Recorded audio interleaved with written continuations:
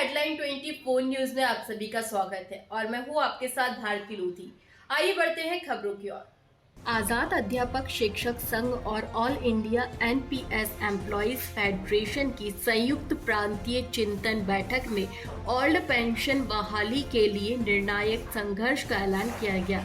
बैठक में प्रांत अध्यक्ष भरत पटेल ने कहा कि पुरानी पेंशन की मांग अब निर्णायक मोड़ पर है और सरकार पर दबाव बनाने की रणनीति तय की गई है। राष्ट्रीय अध्यक्ष डॉक्टर मनजीत सिंह पटेल ने बताया कि सरकार यूनिफाइड पेंशन स्कीम की दिशा में आगे बढ़ रही है, लेकिन संघर्ष जारी रहेगा। बैठक में प्रदेश भर से पदाधिकारी और शिक्षक शामिल हुए, जिन्होंने इस आंदोलन को मजबूत करने का संकल्प लिया।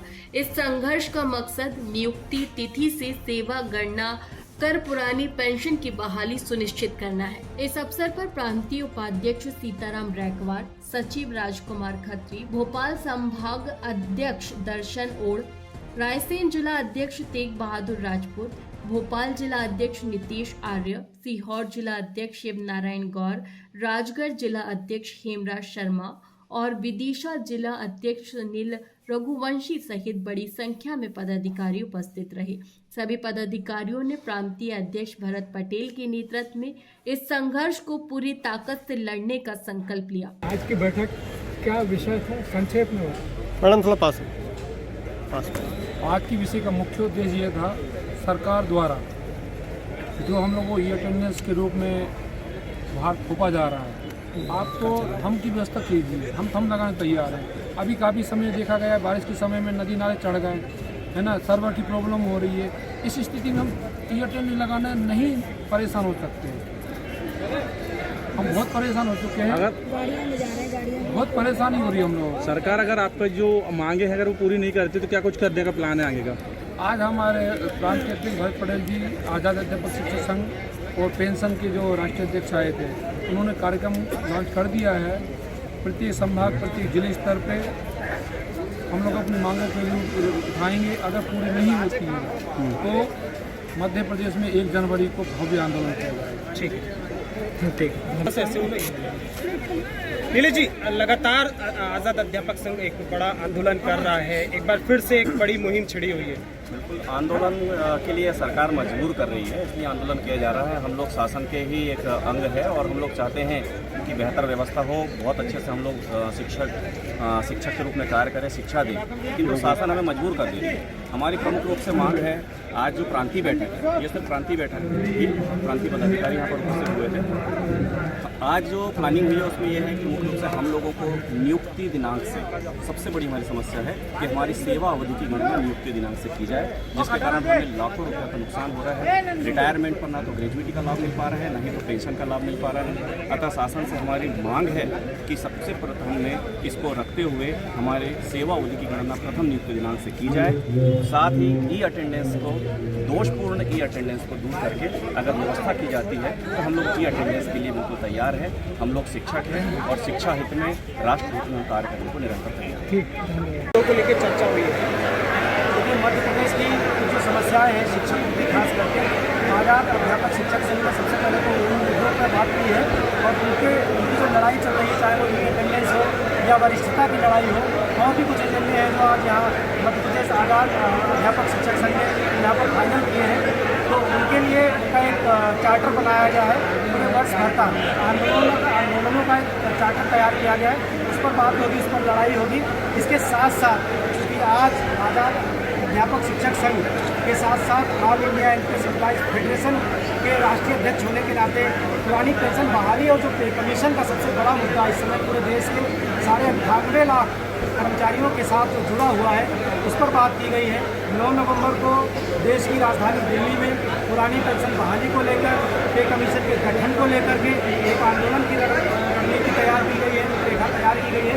उसमें आज़ाद अध्यापक शिक्षक संघ मध्य प्रदेश से पूरी ताकत के साथ ये ऐलान कर रहा है कि 9 नवंबर को दिल्ली कूच करेगा और इस लड़ाई को अंजाम तक पहुँचाएगा। ई अटेंडेंस को लेकर क्या कुछ विशेष रहा है? ई अटेंडेंस को लेकर के बड़े भाई भरत भाई पटेल जी बोलेंगे इस पर। भरत जी, क्या विसंगतियां हैं जो ई अटेंडेंस शिक्षक संघ को बर्दाश्त नहीं हो रही है?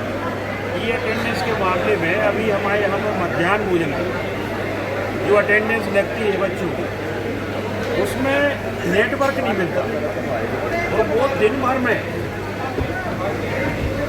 नेटवर्क के अभाव के कारण कभी कभी ऑफलाइन लगाना पड़ती है। अब ऐसी स्थिति में जब कोई एक बार अटेंडेंस लगती है, ये दो बार अटेंडेंस लगेगी। अब शिक्षक स्कूल में यदि उपस्थित होगा, वो 11 साढ़े 10 बजे से अटेंडेंस लगना चालू होगी, वो 11 बजे को पोर्टल बंद हो जाएगा। अब आधा घंटे के अंदर यदि नेटवर्क नहीं मिला, उसमें ओवरलोड हो गया, शिक्षक वहाँ पर उपस्थित रहा और उस अटेंडेंस लगना 11 बजे बंद हो गई, तो वो उपस्थित होकर के भी अब्सेंट हो जाएगा और अब्सेंट हो जाएगा तो उसकी वेतन कट जाएगी। और उसके बाद जब शाम को आएगा तो 4 बजे से वो अटेंडेंस लगाना चालू करेगा और वो 6-7 बजे तक उसका नेटवर्क नहीं मिला, तो पता चला कि उसकी गाड़ी भी जो भी है, साधन वाहन भी है, वो भी चूक गए। तो हमारा ये है कि सरकार उसको नेटवर्क हमारे मोबाइल का उपयोग ना करे। यदि सरकार को करना है तो थंब मशीन जो बायोमेट्रिक वो लगवा दे, ताकि किसी को प्रॉब्लम ना हो।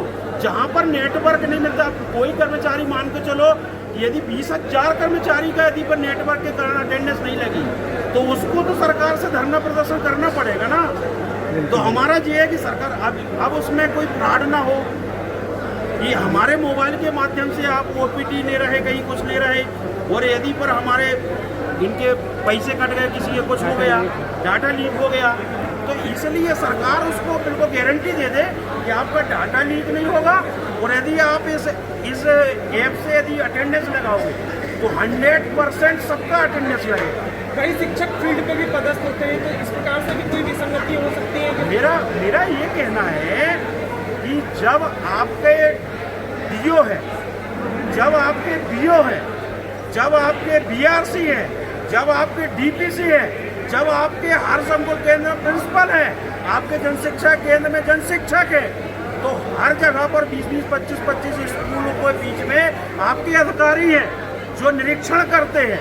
तो जब इनकी क्या जरूरत है, इनकी क्या जरूरत है जो निरीक्षण कर रहे हैं। तो जो भी शिक्षक हमारा हर शिक्षक से ये निवेदन है कि हम उनके साथ में हैं जो स्कूल समय से पहले जाएंगे और स्कूल समय के बाद स्कूल से आएंगे, उनके साथ हम हैं। हम समय से जाएंगे, स्कूल में पूरा टाइम पढ़ाएंगे, लेकिन ये अटेंडेंस के कारण, नेटवर्क के कारण हम नेटवर्क के गुलाम बने, उसके कारण हमारा पेमेंट उससे रुके, वो बाद में हमें 2-3 दिन के पेमेंट मांगने के लिए हमें उसके लिए धरना प्रदर्शन करना पड़े। हम ऐसी व्यवस्था का विरोध करते हैं। सरकार से चाहते कि ऐसी व्यवस्था लागू करे, गारंटेड व्यवस्था लागू करे कि 100% शिक्षकों की इससे उनको उपस्थिति लगेगी। ये गारंटी यदि सरकार ले लेती है तो हम सभी लोग तैयार हैं। फिलहाल के लिए इस खास खबर में इतना ही। देश विदेश की तमाम बड़ी खबरों को जानने के लिए देखते रहें हेडलाइन 24 न्यूज। नमस्कार।